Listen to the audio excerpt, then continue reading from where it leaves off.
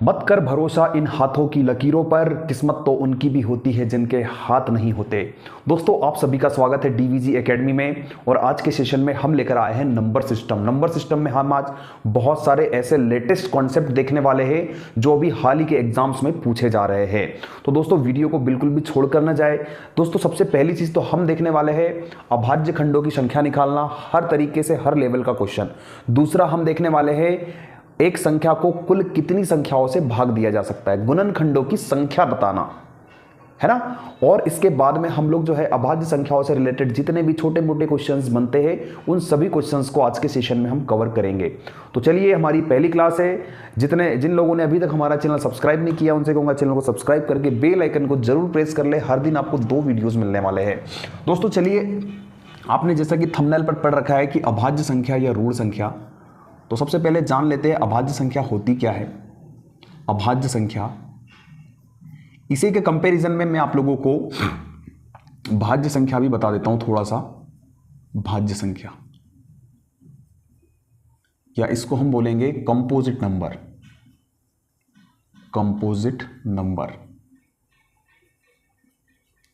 इसको यौगिक संख्या के नाम से भी जानते हैं। यौगिक संख्या। अब यहां से हम लोग तो भाज्य संख्या को हम क्या क्या बोल सकते हैं, प्राइम नंबर बोल सकते हैं। प्राइम नंबर, या इसको बोल सकते हैं हम ऋण संख्या के नाम से भी जाना जाता है, ऋण संख्या। अब इन दोनों में क्या डिफरेंस है उसको थोड़ा सा हम लोग डिफाइन कर लेते हैं। दोनों में ही क्या डिफरेंस है। तो सबसे पहले तो हम बात करें अभाज्य संख्या की, तो अभाज्य संख्या एक से बड़ी वे सभी संख्याएं, एक से बड़ी वे सभी संख्याएं जो किसी दूसरी संख्या से डिविजिबल ना हो, खुद के अलावा। तो एक से बड़ी वे सभी संख्याएं जो किसी दूसरी संख्या से विभाज्य ना हो।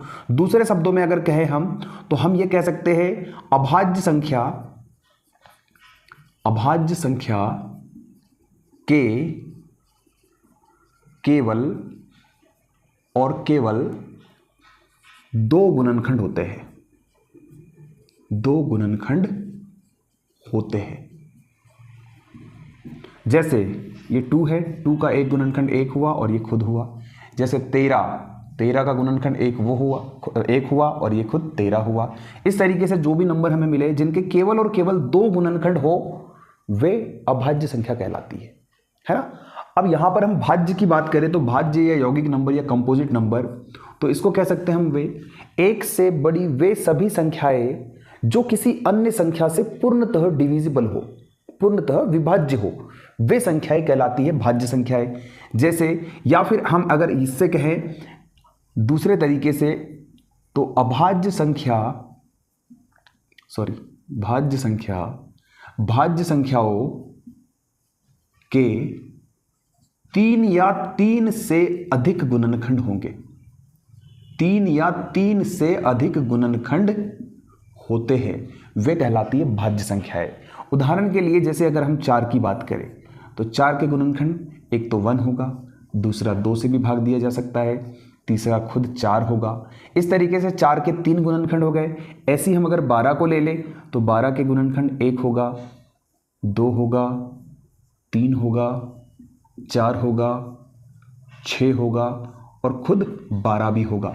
तो ये सारी संख्याएं ऐसी संख्याएं जिसके 3 या 3 से अधिक गुणनखंड हो, वे संख्याएं भाज्य संख्याएं कहलाती है या कंपोजिट नंबर कहते हैं।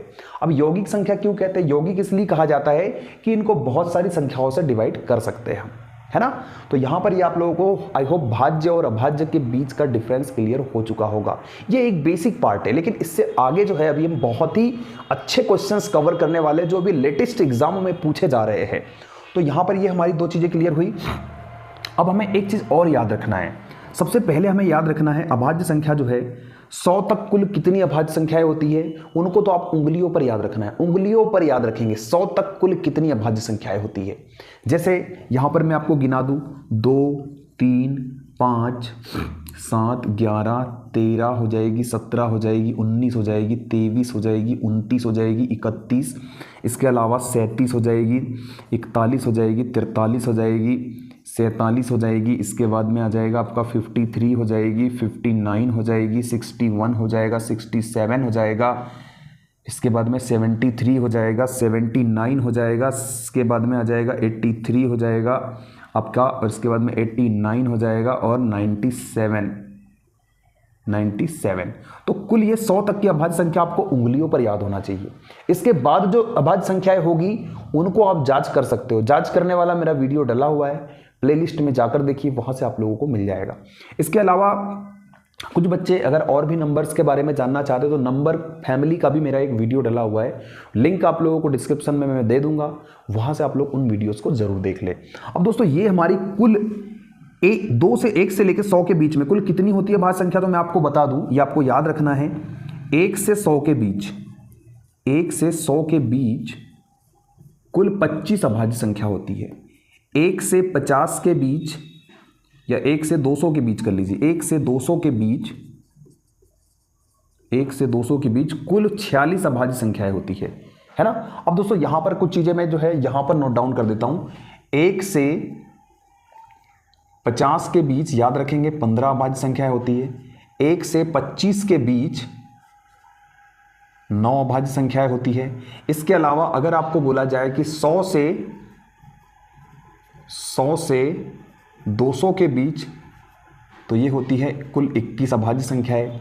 तो ये आंकड़े जो है कुछ फिक्स है, जो आप लोगों को याद रखने हैं। कंसेप्ट जो है यहाँ पर जो है बनता है इनसे, और बहुत जगह क्वेश्चंस भी पूछे जाते हैं। स्क्रीनशॉट ले लीजिए, इसके बाद हम आगे। आई होप वीडियो आप लोगों को अच्छा लग रहा है तो दिल से वीडियो को लाइक करना बिल्कुल भी ना भूलें। आइए दोस्तों अब जान लेते हैं अभाज्य संख्याओं के कुछ इंपॉर्टेंट फैक्ट जो कि याद रखने हैं, क्योंकि ये क्वेश्चनों में काम में आएंगे जब हम क्वेश्चनों को बनाएंगे। सबसे पहला फैक्ट तो ये है कि पूरी अभाज्य संख्याओं के परिवार में केवल दो एक सम संख्या भी है और अभाज्य संख्या भी है। बाकी जितनी भी अभाज्य संख्या होगी सारी की सारी विषम संख्या होती है। ठीक है, अब यहां पर एक चीज और याद रखेंगे आप सीधे, सबसे इंपॉर्टेंट फैक्ट है ये। इंपॉर्टेंट फैक्ट ये है कि किसी भी अभाज्य संख्या के वर्ग में अगर आप 24 से डिवाइड करोगे तो हमेशा शेषफल 1 मिलेगा। प्रैक्टिकल करके देख लीजिए, कोई भी अभाज्य संख्या उठाइए और उसका वर्ग करिए और उसको 24 से डिवाइड करिए, शेषफल 1 मिलेगा। ये इंपॉर्टेंट फैक्ट है जो कि याद रखना है। इसको मैं स्टार लगा देता हूं। किसी भी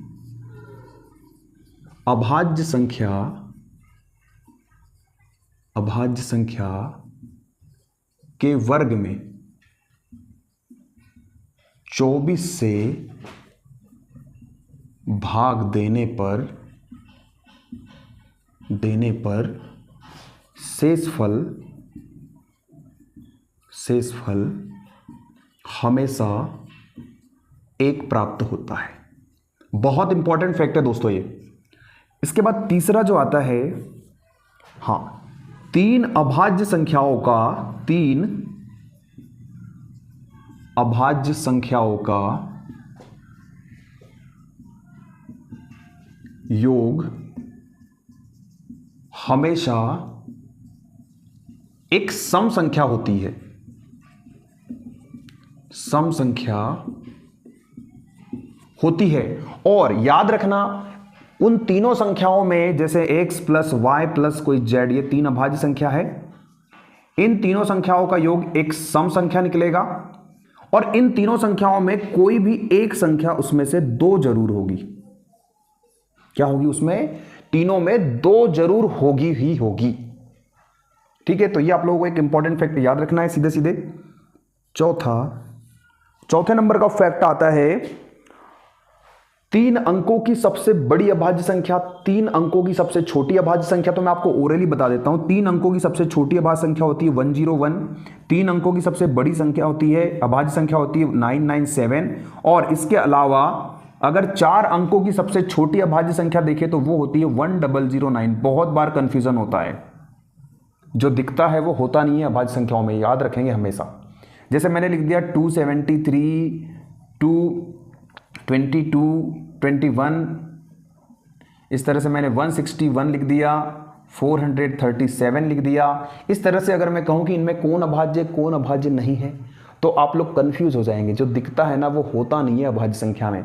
ये अभाज्य संख्या है, ये अभाज्य संख्या नहीं है, ये भी अभाज्य संख्या नहीं है, ये भी अभाज्य संख्या नहीं है। तो ये कन्फ्यूजन होता है, आप लोग चेक कर लीजिए। चेक करने वाला मेरा एक वीडियो डला हुआ है, वहाँ से आप लोग उस वीडियो को देख सकते हो। फाइनली यहाँ तक हम लोग पहुँचे हैं, हमने खाली बेसिक चीज़ें देखी है। अब हम आते हैं मेन कंसेप्ट पे। अभाज्य संख्या का जो मेन कंसेप्ट होगा अब आएगा, लेकिन आज की वीडियो काफ़ी लंबी हो चुकी है, इसलिए मैं इसको यहीं पर छोड़ रहा हूं। आगे अगली जो वीडियो होगी, अगली जो क्लास होगी, उसमें हम देखेंगे अभाज्य खंडों की संख्या निकालना।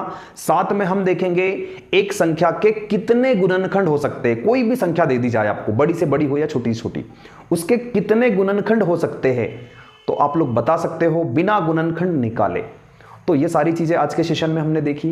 उम्मीद करता हूँ आज का सेशन आप लोगों को अच्छा लगा है। अच्छा लगा है तो वीडियो को दिल से लाइक करिए और अपने दोस्तों में शेयर करिए। और जो बच्चे हमारा चैनल रेगुलर देख रहे हैं और उन्होंने अभी तक चैनल को सब्सक्राइब नहीं किया है, तो उनसे कहूँगा कि सब्सक्राइब जरूर कर ले और बेल आइकन को जरूर प्रेस कर ले।